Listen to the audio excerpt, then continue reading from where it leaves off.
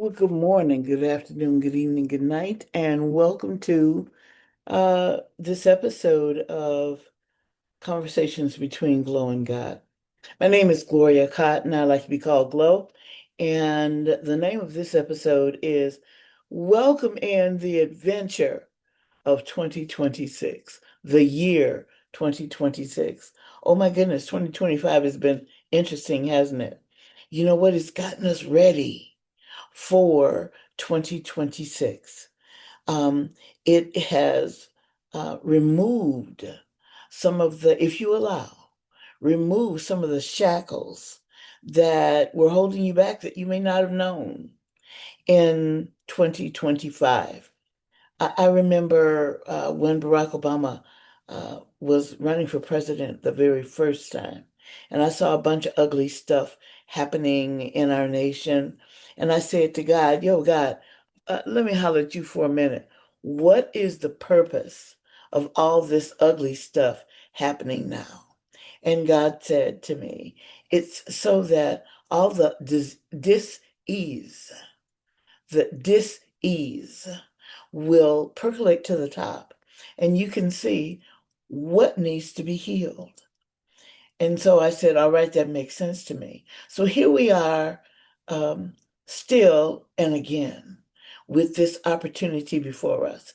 And I am looking forward to the adventure, to the party, to the allowing, to the joy, to the realizing and remembering exactly who we are, what we're capable of, what we can do, the limitless possibilities that we have for creation and manifestation in our lives. It's all of that. And at the same time, it is, oh my goodness, here is what you need to know, sweetie, that could potentially be standing in your way. Now, a couple of months before this, God spoke to me and said this. Um, and first, let me say this. I have a double PhD in cursology. Let me say that again. I have a double PhD in cursology. I'm not talking about four little letters. I'm talking about multisyllabic words and phrases. I started that study when I was 16 years old. And I have just continued to study until this year. I've enjoyed cursing. It is fun to me. I haven't used the words to direct them at anyone, but to talk about situations, to talk about people to other people. So we would usually laugh about it. I would rarely use it if I was angry. Um, and maybe that's not true. I don't know. Maybe I would, but it wasn't directed at any one person. It was just with people, persons, or a person that I was talking.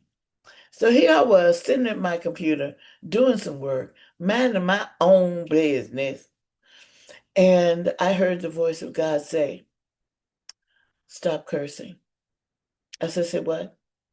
Because nothing's wrong with cursing to me. I like it, it's fun. And so the Spirit of God said, I know you're not trying to tell me something wrong with cursing.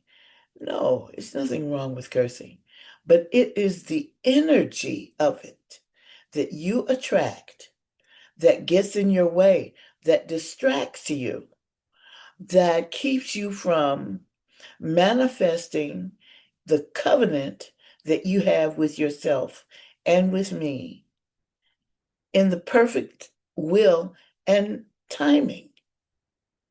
I said, wait a minute now. There's nothing wrong with it except that it slows me down or somehow takes my attention away from the things I have a covenant with myself and with the universe to do. Is this what you're telling me right now? Yes, baby, that's it. Bam, no problem. A couple of times since then, I have said a couple of words, but you know what? It is not a hardship, really. And so this is what I'm saying. When you are living your passion, when you are living your mission, when you are manifesting your vision, it is not a hardship for you to do whatever the universe puts on your heart to do. Now, why is that? That's because everything is an adventure. Everything is part of the adventure. Everything is arranged. It's the greatest setup and hookup ever. And because I know that, I am just having a party. I'm knowing. For it doesn't mean that hardships don't happen. It doesn't mean that ugly stuff doesn't happen in the world. It doesn't mean that I'm going to always be happy. But it means if I'm happy or unhappy, if I'm certain or if I'm confused. What I always am is in my joy. I am consciously connected to God. And sometimes I'm not. Sometimes I'm like, you know what? I'm not trying to hear you right now, God. This other stuff is too loud. Let me go deeply into that. God is like, go ahead on. Have a good time. Enjoy yourself. Deepen your misery. Be as miserable as you can be so you can come on up out of that. And then you can help somebody else understand this is what you do when you feel like your feet are weighted down by anvils in an ocean, a mess. Here's what you can do to not only swim, but float to the surface and a brand new day. See this background that I've got going on? Yeah, it's having that experience all the time. So I'm like, okay. So that's what something I've been doing since I was 16 years old now. That's when I entered undergraduate school with a focus on cursology. Mhm. Up to the September of 2025, after I had already achieved my double PhD in cursology. I'll give y'all another thing that happened just a couple of weeks ago. So, the end of November of 2025, I had an experience with something where I experienced some betrayal. Someone I had known since I was a teenager did something that was really hurtful to me. And the relationship was severed as far as I was concerned. It was a different relationship. I thought I had processed all of that, and intellectually I had, um, mentally I had. Um, I knew I was pissed about it, and I said, I'm going to let that not be in my way. So here I am again, minding my own black business, doing what I need to do, going about my work, having the adventure of working in my covenant with God. And this is what I heard God say, let it go, Gloria. I said, say what now? Let it go. And what you talking about, God? There was some uh sitcom on years ago where the character would say, what you talking about, Willis? I said, what you talking about, God? And God just said, not any long TikTok things, which is only like 20 minutes. It wasn't that long. It was let it go. I knew exactly what God was talking about. Listen to this. And I realized not only was I pissed, but my feelings were hurt. And I was like, well, then I'm going to tell this person about it then. I'm going to tell them this is a brand new day for me. I'm no longer pissed with them.